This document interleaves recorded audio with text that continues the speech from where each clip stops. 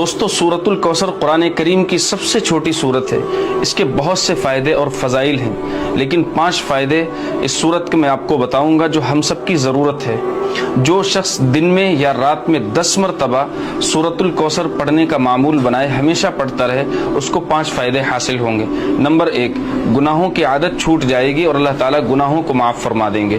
Number 2، اللہ تعالیٰ اس سورت کی برکت سے اپنے پیارے حبیب حضرت محمد صلی اللہ علیہ وسلم کی زیارت خواب میں نصیب فرمائیں گے جو شخص کنٹینیو پڑھے گا۔ نمبر 3، اس سورت کی برکت سے اللہ تعالیٰ تمام حادثوں سے، بیماریوں سے، پریشانیوں سے حفاظت فرمائیں گے۔